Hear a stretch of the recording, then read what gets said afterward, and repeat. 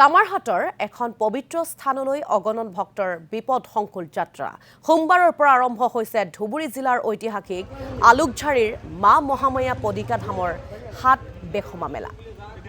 মাৰ আশীষৰ বাবে হাজাৰ হাজাৰ ভক্তই মৰণত শৰণ দি পাৰ হ'বলগীয়া হৈছে গদাধৰ নদী ৰাষ্ট্ৰীয় ঘাইপথ নিৰ্মাণকাৰী সংস্থাই পাতি দিয়া এটা সৰু কালভাৰ্টৰ ওপৰেদি যাতায়াত কৰিবলগীয়া হৈছে ভক্তই ফলত যিকোনো মুহূৰ্ততে ভয়ংকৰ বিপদ ঘটিব পাৰে সকলো দেখিও চকুমুদা কুলিৰ ভাও ধৰিছে পদিকা ধাম পৰিচালকা সমিতিয়ে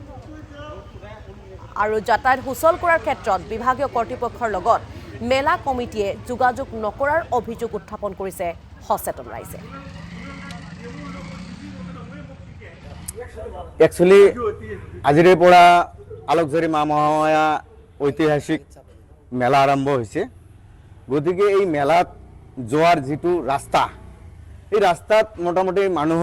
যোৱাৰ কোনো ধৰণৰ সা সুবিধা নাই গতিকে ইমান দিন আগত যেতিয়া মানে ইয়াত 127 হাইৱেৰ কাম হোৱা নাছিল তেতিয়া মোটামুটি প্ৰায় 200 মিটাৰ মান বাহৰ দলং দি আলোকঝাৰী মেলাত মোটামুটি মানুহে যাতায়াত কৰিছিল কিন্তু এইবেলি মানে অলপ সময় মানে অলপ মোটামুটি ধৰক 20-25 মিটাৰ মান মানে বাহৰ দলং দিলে মানুহৰ যাতায়াতৰ বহুত সুবিধা হলেহেঁতেন কিন্তু এনেকুৱা এটা পৰিস্থিতি কমিটিৰ হেমাহিৰ কাৰণে এই ৰাস্তাটো এতিয়ালৈকে সম্পূৰ্ণ কৰিব পৰা নাই গতিকে এতিয়া এনেকুৱা অৱস্থা এই ৰাস্তাদি মানুহ যোৱা যেন নোহোৱা হৈছে এতিয়া মোটামুটি এইটো মৰণ ফান্দ দিয়াৰ নিচিনা কথা হৈছে